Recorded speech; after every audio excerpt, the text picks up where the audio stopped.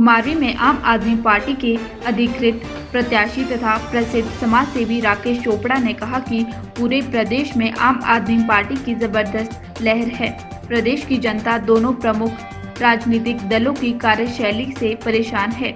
उन्होंने कहा कि घुमारवीं में मौजूदा मंत्री की कार्यशैली भ्रष्टाचार से अछूती रही है। अपने चहेतों को लाभ पहुंचाने के लिए मंत्री महोदय नियमों को ताक पर रखा। अब जब सच्चाई जनता के सामने आ चुकी है तो धन बल के दम पर जनता को भ्रमित करने पर तुले हैं।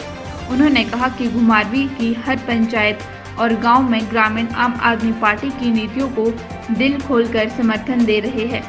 लोगों ने आम आदमी पार्टी को सत्ता में लाने का पूरी तरह से मन बना लिया है। राकेश चोपड़ा ने कहा कि मुझे घुमारवीं चुनाव क्षेत्र से चुनाव लड़ने का मौका आम आदमी पार्टी से मिला है। पिछले काफ़ी समय से मैं लोगों के बीच में हूँ। इस चुनावी दौर में वैसे भी मैं लोगों के बीच में ही रहता हूँ। जहाँ जहाँ मैं जा रहा हूँ, लोगों की जो छोटी छोटी समस्याएं हैं, लोग उससे दुखी होकर के दोनों पार्टियों से जो है वो दुखी हैं और लोगों का झुकाव आम आदमी पार्टी की तरफ जाहिर हो रहा है। लग रहा है कि आने वाले समय में हिमाचल प्रदेश में आम आदमी पार्टी की सरकार बनेगी और मुझे घुमारवीं से लोग आम आदमी पार्टी के विधायक के रूप में यहाँ से भेजेंगे। मेरा प्रयास रहेगा कि हमारे जितने भी किसान और बागवान हैं, आज वो खेती नहीं कर पा रहे हैं क्योंकि कोट हटवाड़ से लेकर के अवारी बकरोवा तक हमारे पूरे चुनाव क्षेत्र के अंदर जो है वो बेसहारा पशुओं का जो है की वजह से लोग फसल नहीं कर पा रहे हैं। मैं लोगों को ये विश्वास देना चाहता हूँ कि आने वाले समय में मुझे यहाँ से विधायक बनाकर लोग भेजेंगे। 3 महीने के अंदर मेरा प्राथमिकता के आधार पर गौओं को, हमारे जो बेसहारा पशु हैं उनको गौशालाओं में भेजने का मेरा प्रयास रहेगा।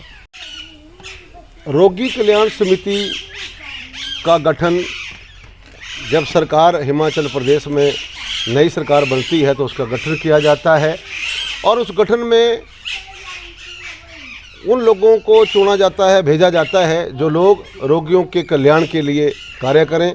लेकिन मौजूदा जो रोगी कल्याण समिति की जो सदस्य हैं, उनका मात्र एक ही ध्येय है कि हमने इस हॉस्पिटल के अंदर लूट कैसे करनी है।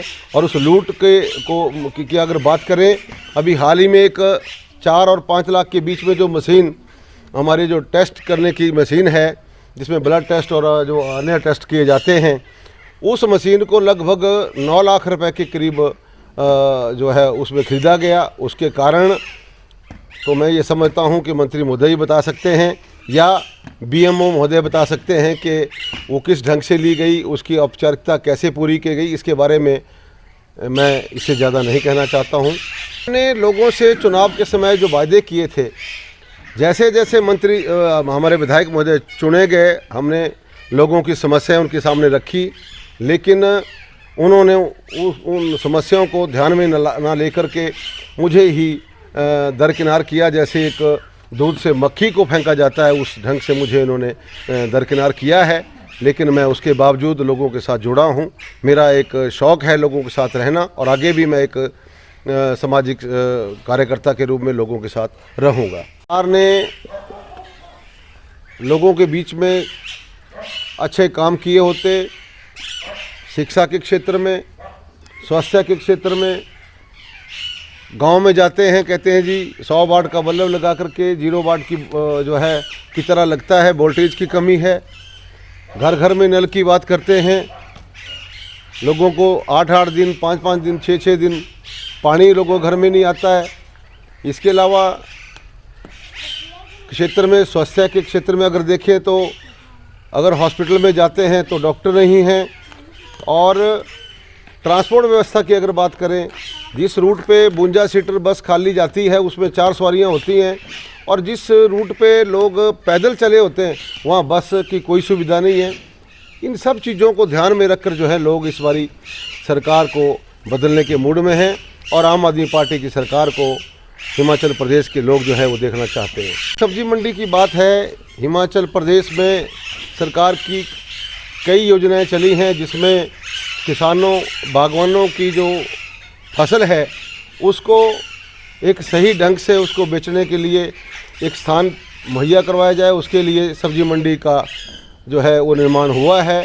उसमें उसको काफ़ी लोगों में उसका विरोध है क्योंकि वो 1 करोड़ रुपए के करीब जो है उसके ऊपर खर्चा आया और उसको मात्र 4,000 रुपये महीने पे किसी पार्टी के पदाधिकारी जो कि आज भी पदाधिकारी मौजूदा पदाधिकारी हैं उनको दिया है। उसका कारण क्या रहा है इसके बारे में मंत्री महोदय ही बता सकते हैं, क्योंकि जो एग्रीकल्चर डिपार्टमेंट है उनके पास अपने पास भी कोई ऑफिस की कोई सुविधा नहीं है।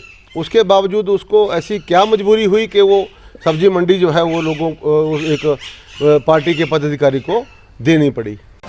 आपका फैसला के लिए बिलासपुर से ब्यूरो प्रमुख विजय कुमार की रिपोर्ट।